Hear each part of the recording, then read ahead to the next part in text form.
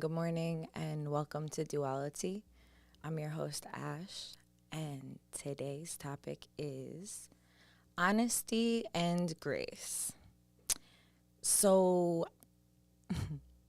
in general, I feel like the topic of honesty and grace has been coming up not only for myself, but for a lot of my peers and a lot of the people around me in general. We've been talking a lot about honesty, but especially grace. And before I get into all that, actually, I'm feeling called to play the throat chakra bowl, which I have here. Because sometimes we need a little bit of encouragement to speak up, and sometimes we need a little bit of encouragement to stay quiet. And throat chakra is all about the way we express ourselves. So it's not only with using our voice. That could look like painting, that could look like writing, that could look like however you resonate with expressing yourself. So if it feels good for you, taking a deep breath in through your nose and out through your mouth, wherever you're at, and just grounding into the space.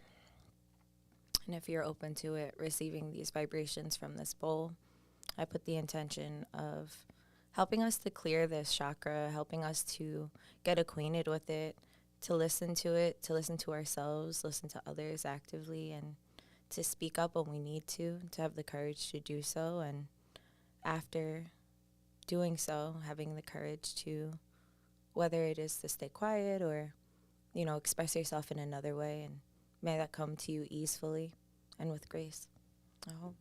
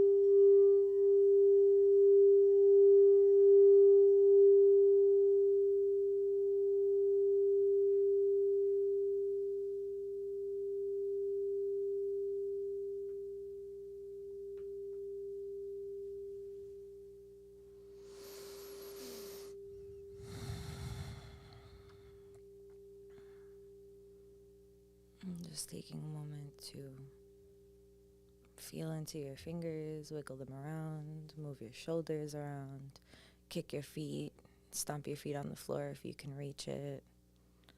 And taking another deep breath in and out. Stating your name if it feels right for you and calling yourself into this space in this present moment.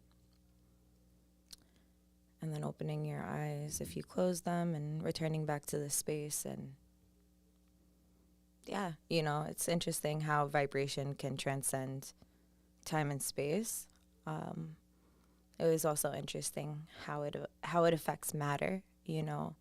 I have a tin lid for this candle that I poured, and as I was playing it, the resonance from the vibration was vibrating the top. So I picked it up. So you guys didn't get that feedback. But it's something that I noticed, and it's something that took me back into the table. It's so interesting how different vibrations, like even I've been getting reacquainted with these bowls that I don't even want to say that they're mine, because I just feel like I'm the keeper of them because of the mission at hand, which at some point I feel like I'll tell you guys, if I haven't already. I don't think I have, but yeah, really just listening to them and witnessing how they affect other things. And it's like, of course, as humans, we are the ones who are curating the vibration, because without it, they would just sit and give feedback. So yes, they can give a response to things if it's on the same vibration. But when we interact with them, we are choosing to push a vibration out into the world, and that's why I believe for anybody that has any tools that work with vibration, any musical tools, they all work with vibration. Whether you're playing a guitar or about to hit a singing bowl or a tuning fork, like it's so important to put that intention into it, because not only is that vibration, going into you, but it's going into whoever is in the room, whoever's in the space, whoever's listening, So I think it's always important to state an intention with everything that we can, everything. We're human, we might not always remember to. But just knowing why we're doing what it is, even if it's like, oh, I'm playing a guitar, or oh, I'm singing, it's like, well, why are you doing that? Like what is it? How is it serving you? And how is it serving others? And just to get acquainted with that why, I think is so important. But to get back on topic, honesty and grace. So I had an interesting perspective of grace. I feel like throughout my life, I kind of looked at grace as like poised and.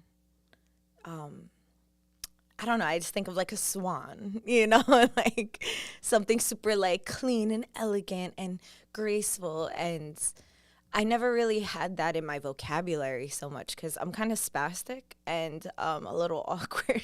So like grace wasn't something I really heard a lot or thought to embody, And for the past, like, I would say since like 2021,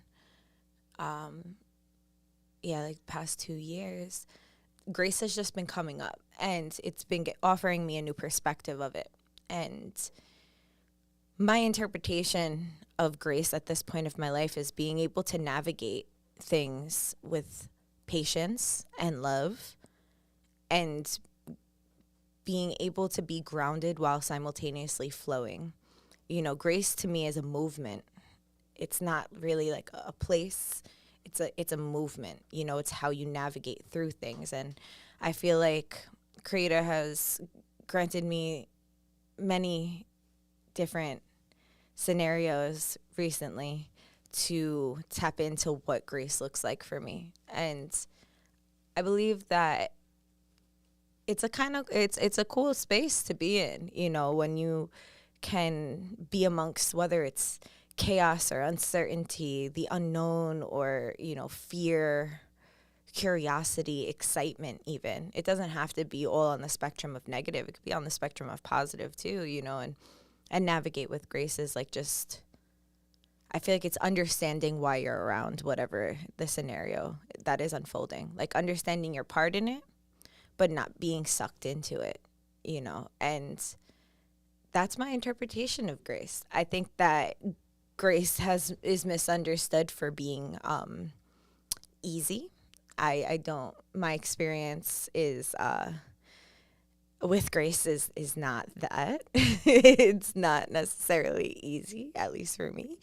Um, it certainly is, it can be easeful. And the difference between the two is that, when you surrender, it could become more easeful to navigate, right? Rather than easy. It's not simple in the way of like, oh, it just comes natural. Like for me, it's active. Like I have to actively hold myself accountable in that space of grace to not do too much or not do too little, but to just find that middle ground. It's just another way of finding balance for me. And grace has really taken the lead of like words and energies in my life right now. So I think that it's pretty cool because when you have a history of just like burning things down to the ground and being kind of intense, and you grant yourself the opportunity to get to know grace intimately, it could be really rewarding, it could be really calming to the mind, to the central nervous system for sure. It's something different, and yeah, that's how I feel about it.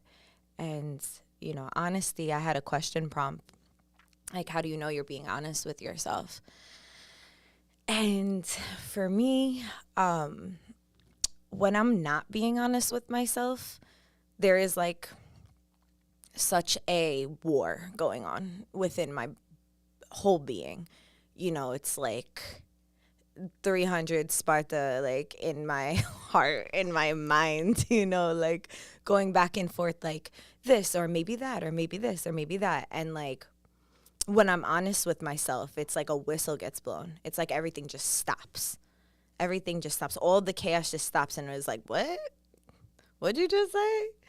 Because it's like the energy, the ops within ourselves, that are there to protect us. Um, it's like if you just face things as they are, there's not really much to fight about. It's just like, yeah, this is my truth. This is what I came to understand. This is where I'm at with it right now. And I find that although that brings a lot of like discomfort and anxiety, like I feel like that doesn't start until I start including other people into that truth. When I have the truth on my own, like I might be like, oh, fuck, like this is where I'm at with it for real. Like, is that really where I'm at? Like, nah. And then like, once again, denial, going back on it. But it doesn't become like viscerally anxious, at least for me, until I start thinking about sharing that truth, expressing whatever honesty I've come to with myself or with others, with another or with others, or, just speaking it out loud or sharing it with y'all or whatever the case is. Like I've had plenty of podcasts where it's like I've been so honest, and after I almost have like honesty remorse, and that happens in person too, like when I've overshared or even just shared things that are raw. Like sometimes it's not even the matter of excuse me, it's not even the matter of oversharing. It's the matter of just sharing something that's like vulnerable to yourself. And when you say that out loud, you're leaving a space for who is it? Brene Brown is like I believe she's a psychologist or a therapist or, and just a public speaker and like mental health advocate. And she always talks about courage and vulnerability. You can't be courageous without being vulnerable. And I think that recently with a few different scenarios and situations that I've put myself in, I have opted to be courageous and to be vulnerable. And, after doing so, I needed to land. I felt very raw. I felt very like raw skin, like this skin under a scab, like if you touch it, like it hurts, like even if you're not doing anything to hurt it, it's just like, oh my goodness, like I'm a little like hermit crab going to find my other shell, and I'm so raw and I'm nervous if I'm gonna find that other shell, that time in between. And I've just been opting to sit with that discomfort with grace and understanding and offer myself the compassion, the attention, and the love that I offer so many other people, that I've just been getting reacquainted with giving myself. Because, sometimes when we are so involved with things, whether that be a relationship, whether that be work, whether that be our family situations, or whatever the case is, or all of the above, like, there's, excuse me, there's other times that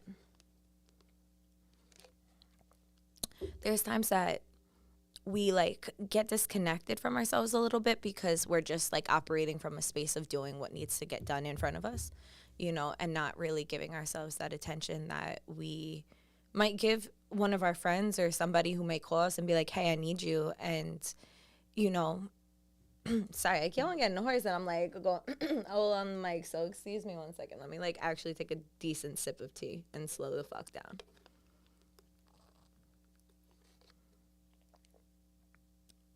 Okay. Yeah. Because if it's one lesson that I have consistently have had, I want to use past tense because I would like to believe that I've learned a little bit more, is like just slowing down, man. If anybody listened to the recent podcast, like, the story of me falling off a ladder and like all these other situations that happen, like every time I start getting hasty, the universe instantly responds and is like, hold on, what do you think you're doing moving so fast? Like, you gotta go the speed limit. Here's a universal ticket for your actions. And that ticket comes in like an array of forms. And I'd like to just slow down and give myself that medicine, because slowing down is medicine. Staying with yourself is medicine, hence the last podcast.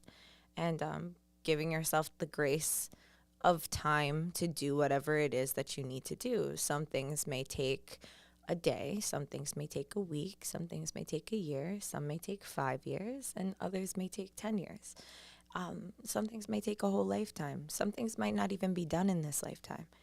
And, not trying to force anything is just important, because when we try to force things, it's fear that it won't happen. And I feel like navigating, especially in the business space recently, like I feel like I'm surrounded by so many different people that are very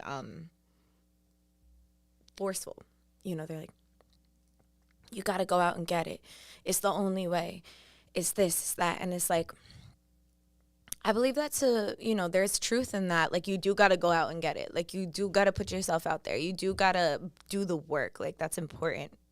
Simultaneously, like, that's very masculine, So where is the feminine aspect? Masculine is all about giving and going and pushing through things, right? And like, feminine is all about receiving. So if I'm constantly pushing and only coming from that aspect, like, hey, knocking on the door, come to my business, hey, knocking on the door, do this, and like I'm only doing that for myself, then it's like, well, have I also cultivated the space to receive? Like, have I put a prayer out there that whoever is my clients, whoever are my people, that they'll just find me, and we'll find each other. I think that, you can't just operate from that space, which I, tend to operate more from that feminine aspect, at least nowadays, rather than that forceful masculine aspect. But like, a lot of times that masculine aspect gets a little bit out of whack, I know, for a lot of people, and especially for me, when it's not being met. So that can look like not having masculine figures in your life, or not having, that polarity surrounding you, and then having to become it. I feel like a lot of us have to become it in our lives. And sometimes that can look really beautiful, and that could be balanced in a really beautiful way. And other times it could be a little out of balance and kind of cause a dissonance, because if you're innately both, we all are, polarity, yin yang, masculine, feminine, whatever you want to call it. If you have that aspect to you, which we all do, and we're not keeping it in check and in balance, it could make us disconnected from that other part of us. So the more that we're forcing, the less that we're receiving, and the more that we're receiving, the less that we are giving, So it's just, I feel like that's just a thing in general, to have to be honest with ourselves to find where we kind of lay with that. And yeah, I mean, just like how do you know you're being honest with yourself is like, for me, it's like, it's just that aha moment. It's that, oh wow, like this just calmed the crowd. This, like, I could hear a pin drop. I could hear my heartbeat. This is honesty. Okay. And I truly feel like honesty is very layered, because you could be honest with yourself about something. And it could be that, like, but you have to remember that that's your truth. That doesn't simultaneously mean that that's a matching truth to someone or something else. And sometimes something that I'm learning is like, even just being honest in the witness of other people is sometimes all you need. So that could be the truth and that could be where you're at. But even just stating it in that space could allow you to then let go and move on and go forward into a different truth and a different honesty within yourself. Because if it's one thing that I learned, when you repress things, they just manifest in a really fucking weird way. Like, they just, like, it tries to come out. It's seeping out of your pores, and if you're not ready to say it, it can get chaotic and confusing and kind of weird. And I just don't want to have that, So anything that has been coming my way, I've been really like doing my best to be patient with it, because a lot of times in the past I've been very impulsive with my truth, and I'm like, this is my truth, everyone needs to know it now, I need to share it, I need to scream it, I need to, like, let everyone know, like, this is my truth and this is where I'm at with it. But I've noticed how that has caused harm sometimes. Hindsight's 20/20, and there's a saying that honesty without compassion is cruel.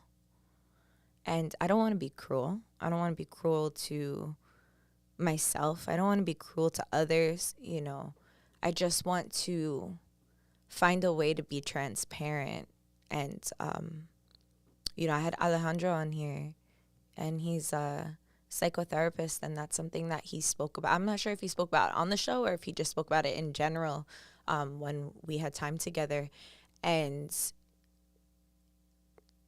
honesty is like, he's like, well, if you're talking to a kid, do you want to be honest or transparent? And I was like, I didn't really understand the difference between both. So I just said honest, like, you want to be honest to kids, of course, and it was like, okay, well, if your kid asked, like, why were you and daddy fighting?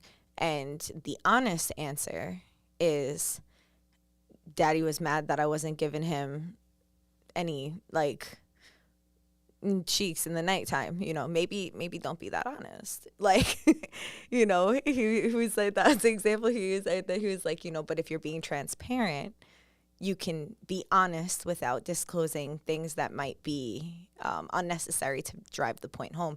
So then he said, if you're being transparent, you could say that, oh, me and daddy just didn't agree on something yesterday, and we're working through it, and hearing that made me like, oh, okay, like, that makes sense. Like, because I feel like when I was younger, I was so afraid to be,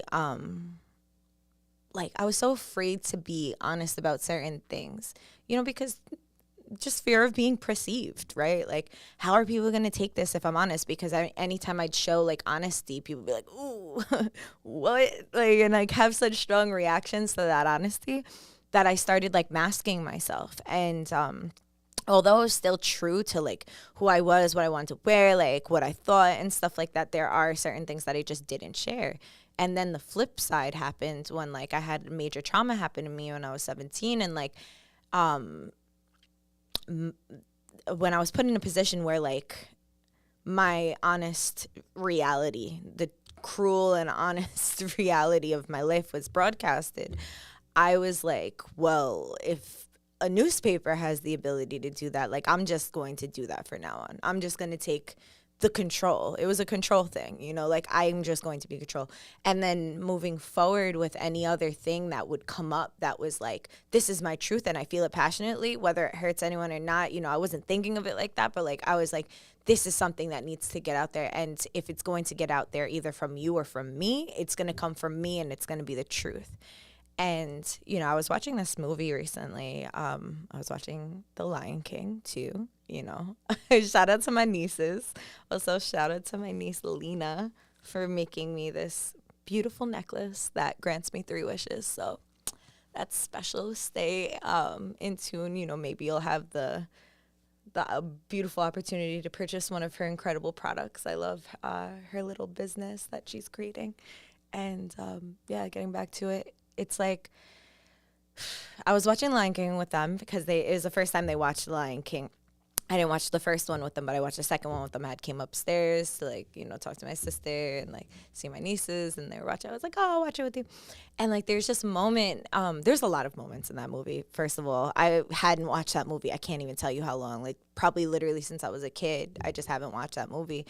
And I was so happy to watch it because I got to look at so many things in a different lens. And I was like, oh, my God, I kind of relate to this. I kind of relate to that. And, like, I understand this. And, like, this is, okay, boom, boom, boom. All these stories and lessons and integrating it. And, like, there's a moment where, you know, Kovu, which is Scar's son, gets shunned.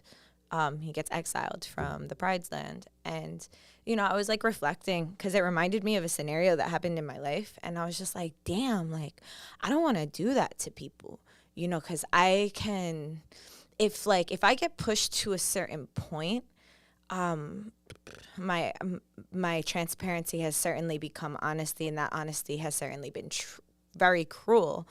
And then I, like, a coping mechanism that I used to do was, like, revoke access, but, like, not even just from me, but, like, the spaces I'm in, the people I'm around. Like, I will speak the truth in those spaces for people to come to their own conclusions, but simultaneously, when something is inherently looked at as a wrong action, you know, or a not fair action, or not just action, you know, usually universally that's like a collective decision, like, okay, we don't want that around here, you know. And I knew that, and that's something that I had done. And I gave myself the opportunity to kind of, like, look at it from a different lens and understand, like, what if I was that person, you know, is that even the person that I want to be, having been the person to have done that, you know. And I was like, okay, well, it's time for me to be honest with myself and to make peace with myself. You know, I think that it's innately, I believe we know when we're being honest with ourselves. I believe we know when we're not being honest with ourselves. And it's just up to us to then sit with that space and give it grace, and to give it understanding, to pour into it, you know, and give it that really good look, you know. Like, we can hyperfixate it on any of these niche topics or people we might have an interest in, or jobs we might want to attain, places we want to live. Like, we could give such a hyperfixation on things of that sort. But, like, where does that hyperfixation come in when it comes to yourself? You know, I believe that especially when you're being honest, or when you're being transparent with yourself, you know, sometimes it doesn't seem like there's accessibility to stay there because it's so fucking uncomfortable. You're like, oh my God, I don't even want to think about this. Repress. Okay, I don't even want to think about this. Repress. Okay, I'll get back to it later. Repress. Because especially in this day and age when, you know, everything is up, like, it's expensive to wake up and breathe. You know, there's so many things, and we're like, that's not a priority. Like, I can get back to that. But then days and weeks and months and years go by, and you realize, like, the same shit is still on your mind, and you're like, all right, well, I need to give myself the space to think about it.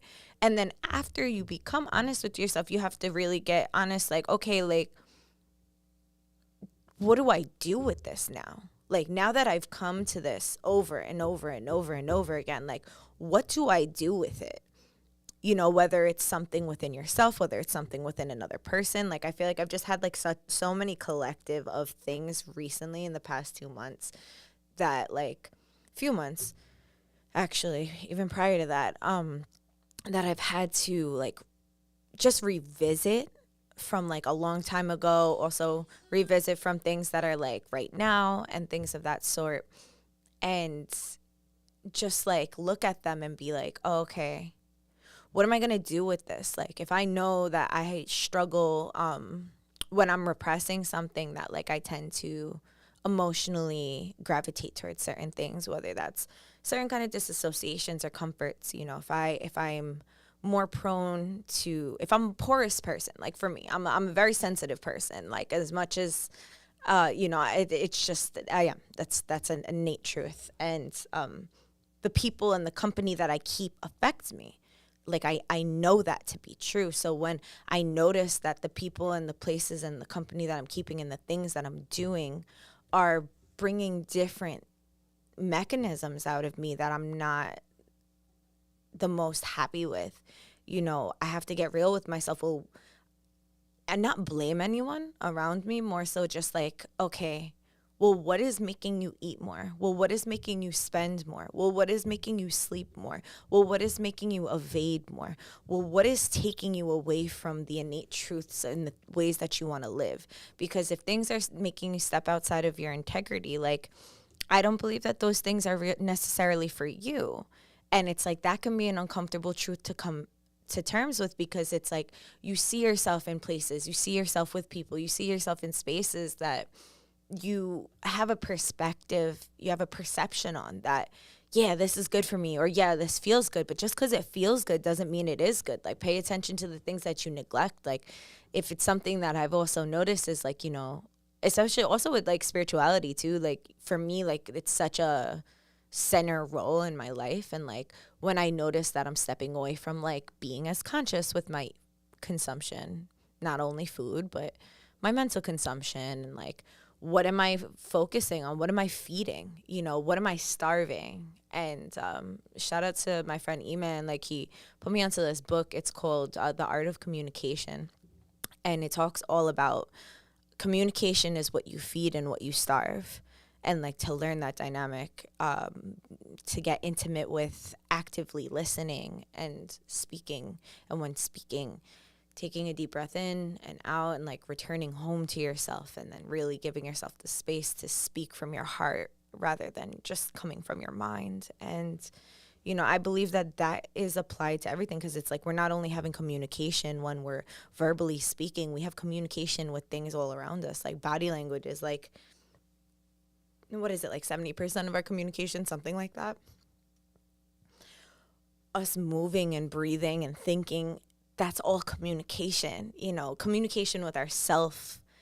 What are we talking about to ourself, on the inside? And that's a communication. And like, for me, like, what I've noticed about being honest is like, I could talk about something, I can finally get the courage to say something out loud, whether to someone or to a group of people, even to the mirror, and like, just be like, shit, like, that's where I'm at with it. Okay.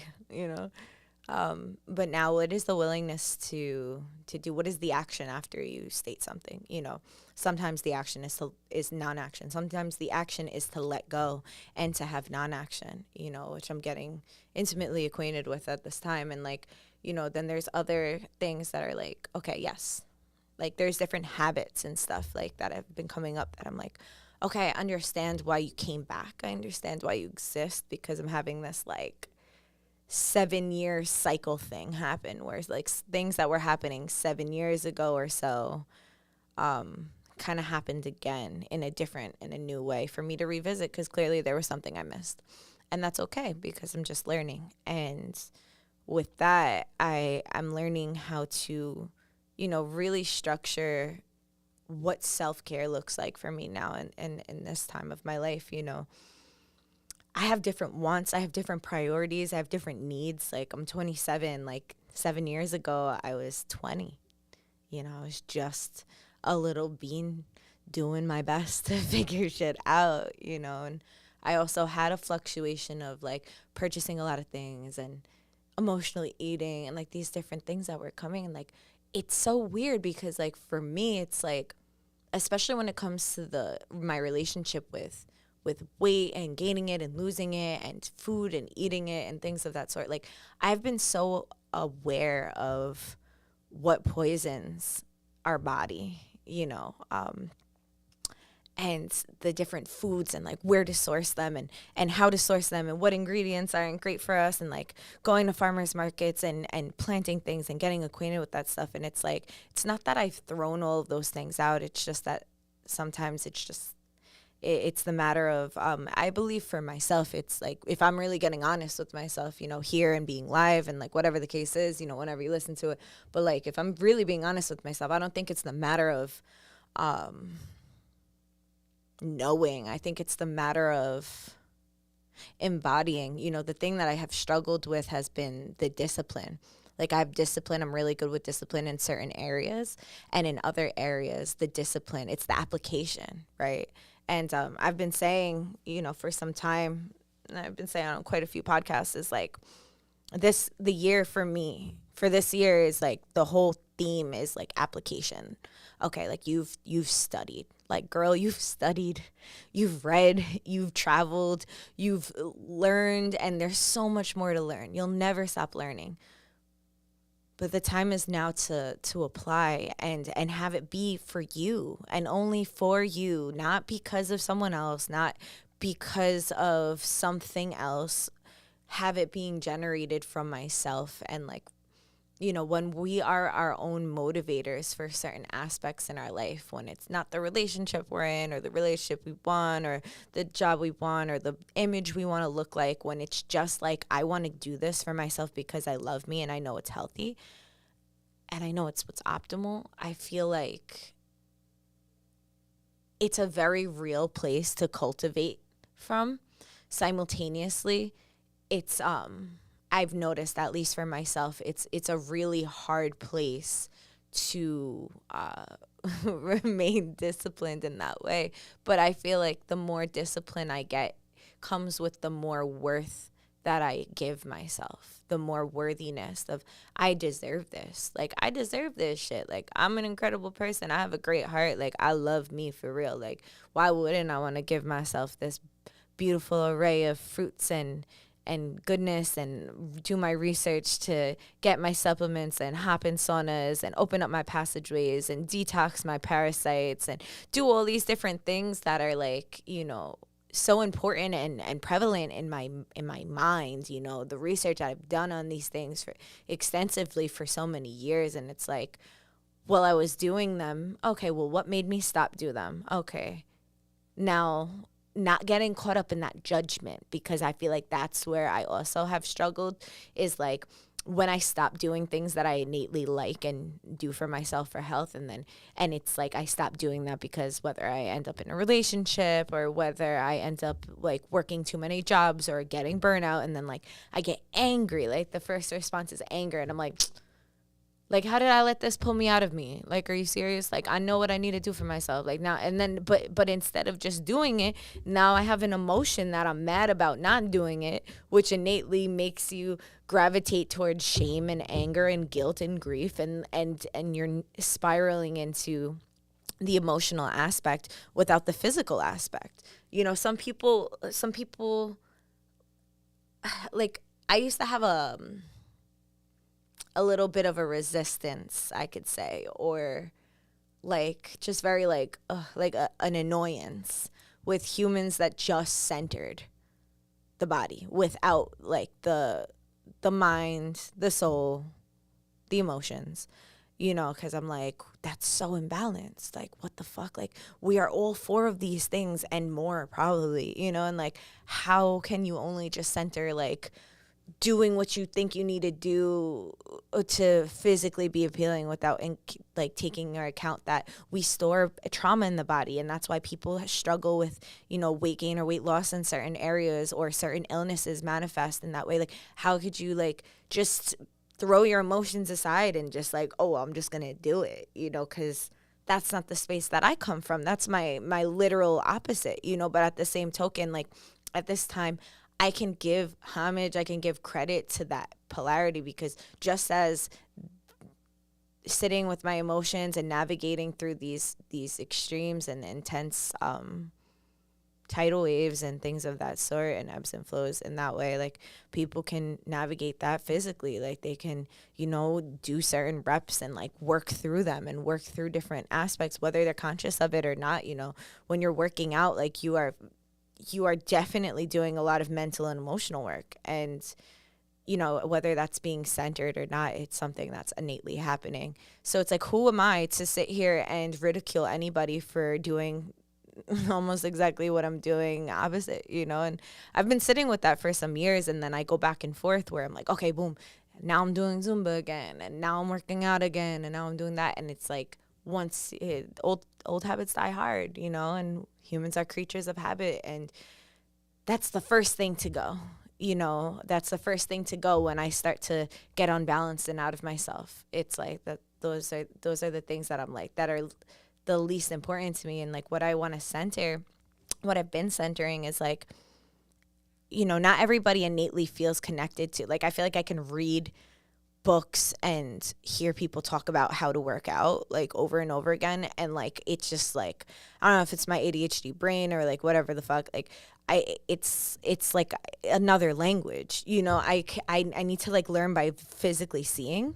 So if I like look at videos and stuff like that, I do like the accountability of having a person there. So like, that's also another aspect that I would prefer, but it's not always like possible, because we all live lives and have to do the things that we have to do. But simultaneously, like, just finding and being honest with yourself with what works for you and what doesn't. So at least for myself right now, I'm optimizing the fact that like, I'm very trauma centered. So I've been like researching and getting really into different trauma releases, different workouts that are specifically for trauma releases, because that is fitting both pockets for me. I'm like, oh my God, I'm so excited to do this because I'm so ready to let go of this trauma. I'm so ready to like liberate myself from this feeling, that it encourages me to do the physical aspect, and like, that's how I've been finding my balance and finding that middle ground and just being real with myself, and I think that that's going to look and feel different for all different folks, and like, whatever it is that you're being honest with too, because that's going to only when you're being honest with yourself. People could think they know you, people be very close to you, they can have their opinion on what it is that is real and not real. But you're the only one who knows. Like, you could think somebody. Like, you can even think the truth in somebody, but you don't. Like, you don't. You know what I mean? People are their own thing. Like, they're just their own thing. And, like, the more we think we know about someone, the less we actually know about ourselves as human beings, because humans are so capable of having so many facets, regardless of their history, regardless of their track records. Like, people can change if they want to. People can reinvent themselves if they want to, and yes, like I said, old habits die hard, and the history does play a fact in like the present and in the future. Simultaneously, you don't always know how that's going to manifest. You don't know that person's internal process and the work that they've been doing. So it's all you can do is surrender to that grace, and then just once again pivot, refocus on yourself. Because if we're fixated on other people, that's also a cry for ourselves to be like, we want to be seen, because we're trying to see other people, but we want to be seen. So I feel like when you interpret it in that way and you're just like, oh, I do want to be seen. Let me see myself. Like, oh, okay, that happened. Let me hold myself down. Yesterday I had an experience where, I was facilitating a women's support group, and I had used the wrong language.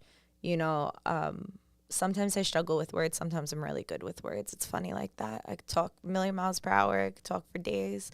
And then sometimes I have no words at all, and I get jumbled, and I'll say every wrong word and like all of the things I'm not trying to do or say. But that once again happens when I'm rushing most of the time, when I'm not like breathing through something and like really grounding and centering what I'm trying to relay. And yesterday I had a really beautiful opportunity to co-facilitate a women's support group, but I used the wrong language. And as an Indigenous woman, I had no intention on misusing the language of my people. I had no intention on, stating something was something when it wasn't. But I was moving quickly, and although I was moving quickly for good reason, doesn't matter. I was still moving quickly, and I know better. So I had to just take accountability. And I'm very grateful that I have such incredible and strong-minded and strong-willed and hearted women in my indigenous community that gave me a call and was like, yo, we don't support this, and like how the way you're going about it. And when that, and it was like right before I was about to co-facilitate it. So it was like, of course, like a part of me felt like I got punched in the gut, but like that part of me that felt like I got punched in the gut was my inner child that was afraid of being misunderstood and scolded, that was afraid of being abandoned. My adult self, my human, was present with that conversation. I was able to hear it and receive it and simultaneously feel what my inner child was feeling and receiving at the same time. It was like I put her over my shoulder and I was just patting her butt like a little baby, and I was just holding her while I was having the conversation. I was literally going like this, like I was like tapping my shoulder and I was rocking back and forth, and I was just listening. I was listening to the women of my community like expressing themselves and saying like, this is why we're coming to you, and these are our feelings, and we love you and we want you to do the best thing. We also want you to remember that there's certain rights that you have to do certain things. There's certain things, and not in a gatekeeping aspect. I want to like make that perfectly clear. Coming from the aspect that is like, protective, not only of our culture and our teachings, but protective over me, because knowing like, yo, like, are you in the space to also hold this space? Like, is that something, like, we didn't discuss that, and that's not like me, So it gave me an opportunity to reflect on my growth, because even in that moment when I felt all of that energy coming at me, like not coming at me, but coming towards me in the way to approach me and to ground me and to hold myself accountable, I felt like split, but I also felt like I was observing the split. Like I was just like watching myself presently and watching my past self. And yeah, it was really trippy, but it was also simultaneously so liberating to know that like I'm not operating from that wounded space. Like I can receive something if something is being relayed with love and with grace like that, I can really receive that, because I've worked fucking hard for it. Like I need to put respect on my own name and the things that I've done. Like we're in a world that is, I was just reading something yesterday when someone posted like, if you are getting compensated for doing something that's against your morals, you are selling your soul. Like that is like, don't get confused that that's not selling your soul. Like you doing something you don't stand for and being compensated for, like that is selling your soul. And like, we live in a world that's fucking full of that. Like everywhere someone is trying to give you money to do something that is against their morality. It's like, it's like Babylon. It's just, it's chaotic. It's confused, right? And I need to put respect on my fucking name for being able to, although quirky and awkward and maybe a little ungrounded, potentially manic at times, like staying rooted in what I truly believe and holding on to my morals, because I mean, what do they say? The devil comes dressed up as a beautiful lady in a dress. Like, that shit is everywhere. That shit is everywhere. And to be able to navigate today's day and age and still be like, I'm not going against my morals, or even if you have, like taking that opportunity to like make amends with that and choose to not continue down that path, is extremely courageous. And I want to give a moment not only to give homage and respect to myself and my sisters, but also simultaneously to anyone who's listening who feels that, because you are the minority of human beings in this world when everything is ruled and operated by commercialism and manipulation and fear-based constructs to separate us and make us anything but ourselves. To still be yourself, to still be able to be teachable, to still be able to be accountable. I knew my intention was to literally give support to the community here, to give support to the women around me.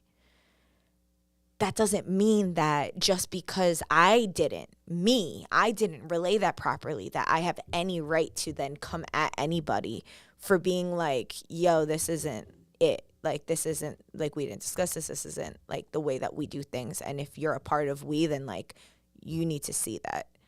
In fact, I was very grateful. Like, of course it, like, brought up things, but, like, I was very grateful and I was very honored that I have cultivated such strong bonds that these women felt strong enough love and care for their own culture, and then also for our own culture, and then also enough care for me to approach me in such a graceful way, because assertive but grateful and graceful, and that you just don't come by. You just don't go. People will let you fall on your face and not tell you that you tripped on the rock. People see the rock and they won't tell you. That's why I be getting mad when people don't tell me to wipe my mascara from under my eye, because I'm like, you just out here making me look like a raccoon. Like, I didn't see no mirror. I didn't see no this. I didn't see no that. You just, like you just out here just letting me rock with my makeup on. Like, nah. Like, no. Like, that's not cool. Like, why would you be out here? Why are you okay with having me be out here looking a fool when you're supposed to be my friend? You're supposed to be my partner. You're supposed to be my whatever the fuck you're supposed to be. Because, like, best believe if I see a stranger looking wild, I'm still going to say something. I'm going to pull them aside so that they're not embarrassed. I'm gonna be like, yo, like, I remember when I was out at some bar or something at some point, and, like, a person had toilet paper on their foot. I didn't know them, but I walked over to them. I said, hey, I'm like, I just want to let you know, like, you have toilet paper on your foot. There's no reason to feel embarrassed. Like, you probably just got stuck on you when you were in the bathroom. Like, I just want to let you know so you're not walking around with that. And although that man looked at me, like, very embarrassed, at the same token, he looked at me, he was like, thank you so much. Like, and that's all that is, like, that's all I'm trying to cultivate. If you're not trying to call me out or call me in and tell me, like, hey, sis, like, I love you, but, like, I don't really agree with this, then, like, what are we doing here? Because I'm a fucking person very capable of error, and I will make mistakes. I will fail, and I will move forward and have my wins as well. And it's important to pay attention to those how other people navigate both of those interactions in your life, like your wins and your failures, and then the space in between. And obviously we can't stop or prevent everything from everyone. But if we have any inclination that we can offer assistance, our perspective, we need to first deem that we ourselves are worthy to express that, and that, also offer, like, hey, like, are you ready to receive that? Like, hey, are you open to having this conversation? Not just dumping it on people. It's like, it's finding out that navigating the in-between. And I think that that's just really important. And it goes to show, like, no matter how much you learn, how much you think you know, either you don't know shit. You know what I'm saying? You only know what you know, and you don't know what you don't know. And what you don't know is a lot more than you know. And that will always be the case. So why stop learning? Why stop learning even when you trip and fall and like, like, just, it's maybe don't just get up and start running again. Maybe, like, check it out, look at your knees, see if you need to clean it off, put a little ointment on it, you know what I mean? Give it a little kiss, and then slowly get up and then look around in your environment to see how you got on the floor in the first place, so that the next time you see that same environment, you can identify, like, I fell here. I'm not going to fall this time because I'm going to apply what I learned. And to me, that's honesty, that's transparency, and that's grace. So I'm going to leave off on that. So thank y'all for being with me throughout this journey of this topic and this conversation. I'm going to pull from this deck that I'm going to give away when I feel, I don't know, I feel like I'm not exactly sure who it's going to go to yet. But I know that it's not mine anymore. So I want to just like pull a card from here as like a parting to it. I had I had a lot of oracle decks at a point, and I've been actively letting go of them. Shout out to my elder for really instilling that in my brain, and I've been just doing my best to honor that. And this deck in particular, I thought was super cool because it's the gods and Titus, gods and titans oracle deck. And I feel like a lot of spiritual or mystic things is constantly tailored to the feminine gaze, which, is okay because like, right, we got to get our lick back in a way. But also like if I'm being like honest, really true with how I genuinely feel about it, I just feel like, I love when there's male spaces and women take up space. I love when there's predominantly feminine spaces and males, come through and like take up some space too, in like a really good and a really honest way. So like when I seen this deck, I was like, I'm either gonna create a deck that has male gods in it, or like, because I always had I had so many goddess decks. I had so many of them. I don't have any of them anymore. Actually, it's funny that I still have this one because I don't have any decks that have goddesses in it, but I still have the gods deck. And I would pull like one feminine, one masculine to like honor my masculinity within myself. And also for when I had clients that were males, like I felt bad, like, if I'm offering a reading and I'm just pulling a goddess card and it's something that they can't necessarily connect to. Some men could, but like, some men just couldn't find that resonance. Maybe they were more machismo, more like masculine presenting in that way. Like, and it's like I didn't feel like I wanted to pull from that deck. So when I had this one, I was like, oh, I'm excited to pull from this because I feel like they're going to find traits and things that she can, he can, resonate with in that way. So, yeah. So I am going to pull from here for whoever, in the best way possible, whatever message it is that we need to hear. And also, what is the last message that I need too from this deck to hear? What is the last message we all need to hear in this final session with this deck in a good way like that? Creator, I ask you to utilize me as a vessel for whatever clear and concise message is meant to come through for those who are open to it, for those who are ready to receive it here and now in this moment, whether here and now is today or any other day. For whoever is listening, may it transcend time and bring the message to whoever it's meant to in the best way like that. What is the energy to connect to this time? What would be optimal for ourselves and the collective?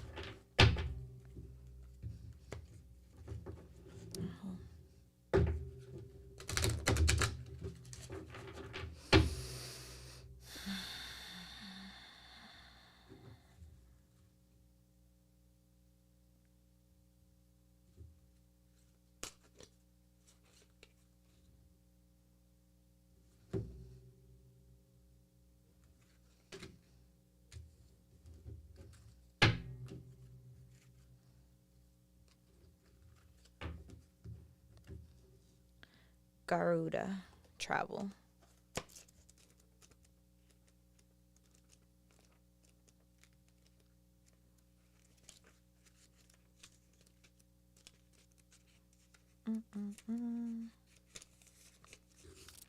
Travel opens your experiences and expands self. Whatever journey you wish to take, you are protected.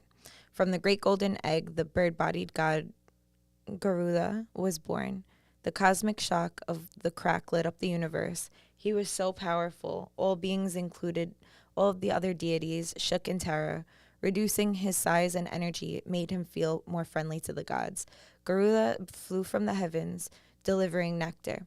One of the more ancient Hindu gods, Garuda is featured in the Vedas, the oldest text in Hinduism, and later in the great Sanskrit Indian epic. I'm going to attempt to say this word. I'm sorry if it's incorrect. Mahabharata, which has been compared to the importance to Shakespeare, the Bible, and Homer. He is much loved for his assistance to Vishnu in the number of his historic avatars. Perhaps the most well-known story featuring Garuda is the kidnapping of his mother, Vinata, after she lost the bet to her sister, the serpent queen, Kararu. Garuda asked the serpents that what would it take for him to free his mother. They answered with a hiss, the elixir of immortality, Amrita. The Amrita sat in the heavens with the gods, and they had it well guarded, not just by the ring of fire, a machine, or whirling blades, but also two poisonous snakes of a great mass and evilness. Although he knew the gods were omniscient and would know his plans, brave Garuda flew to confront them and battle for the Amrita. Powered with love for his mother, flying with super speed, Garuda defeated all. He extinguished the fire by sucking up rivers and spitting them onto the blaze. Diminishing his size, he crept under the sharp blades and ripped apart the two serpent guards. Taking the precious liquid into his beak, he soared downward towards the mass of serpents waiting for his return. While passing a cloud, he spotted Vishnu, who did not wish to battle the good Garuda. Instead, the two gods reached the gentler agreement. Vishnu granted Garuda immortality so that he had not need to drink the Amrita. The Garuda promised to support Vishnu by being his flying companion on the mount. Back on Earth, Garuda placed the Amrita in the view of the snakes, and his mother was safely freed from her prison. The snakes scrambled to drink the treasure, but Garuda suggested that it was only right to perform a prayer beforehand. As they did, the god Indira swooped down and retrieved the poison and returned it to heaven. From that day forward, Garuda was Vishnu's magical mount, whose speed and agility were key many of Vishnu's victories. Idea of the bird going through fire, not only survival, flourishing like a phoenix. It is part of Garuda's energy. Garuda is still a potent symbol of flight today. It is even the name of Indonesia's national airline. Thailand also uses Garuda as its symbol, but it is the Buddhist representation, which is a winged deity that can change itself to human form. Indian Brahmini kite, a small bird of prey, is considered the living representation of this god. Although it's much smaller than most large eagle representations of God, call upon Garuda when you are about to undertake a difficult journey or for protection while you're traveling. If you need to make a connection in flight, you are traveling for your own for the first time, or even learning how to drive, Garuda will listen and petition and help you. His presence in your life may indicate travel is near and that a phoenix aspect that you will flourish after a period of trial and possibly hardship is active. So yeah, that's the message. I feel like there was another one, but I'm going to leave it at that because I'm trying to just keep it simple, you know?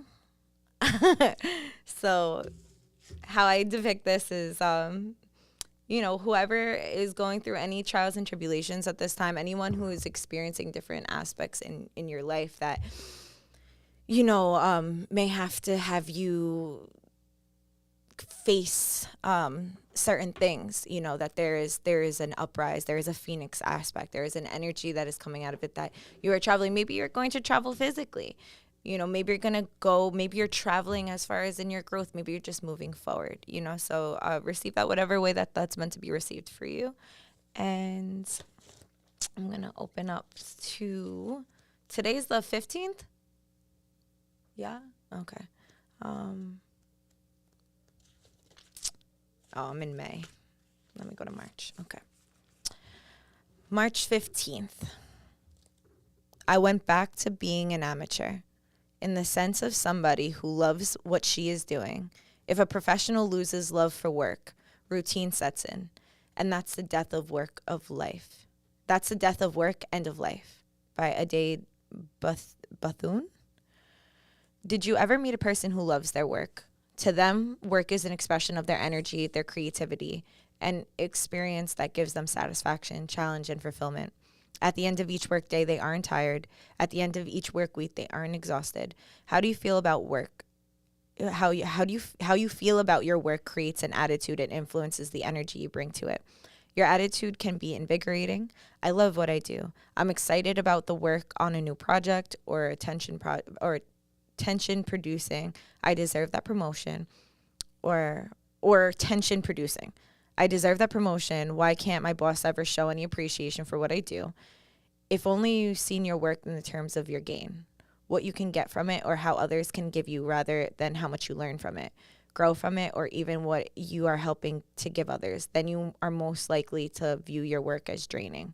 The secret to fulfilling the happiness at work is to do what you like, not only because you can get something from it, but also because you can give something to others. Affirmation. What does work mean to me? Today I'll think of the positive. Today I'll think of the ways my work encourages me to be creative, and positive ways my work makes me feel. Sorry, let me reread that. What does work mean to me? Today I'll think of ways my work encourages me to be creative, and the positive ways my work makes me feel. Yeah. So that is that. Thank you all very much for tapping in and, giving this pod a listen. I appreciate it. I think I want to make like some kind of, on Anchor, even though Anchor is called Spotify Podcast now, they have like different ads and stuff, and I so you might hear that if you're listening on the next one, because I think I'm gonna like put some in to like drop some things. But something that I just want to put out there, if you feel like you get anything from this podcast, and if you haven't already subscribed to it or liked it, that would be really incredible if you could. Really would appreciate that, and also would love to hear your feedback. I'm also going to add in the link, so I have questions. If you go to the link tree, it's linktree/Dualitea, TEA. There's a tab where you can ask questions. So if you ask questions, that question could be featured as a topic. If you want to be on the podcast, you can also put it in there. I think I'm going to do some kind of like application process for people who want to be on the podcast to open up that space a little bit more, rather than it just being people that I've picked or people that have approached me. And I just want to find more interactive ways that I can interact with you guys and make it make sense. So bear with me as I have the patience with myself to figure that all out, considering I didn't know anything about podcasts really until I had one. So here we are, learning, trial by fire, so. Thank you again. I hope you guys have an incredible day. Thank you so much for being with me. Shout out to everybody live and commenting and still with me. I appreciate y'all. And enjoy your day, and I'll see you next week.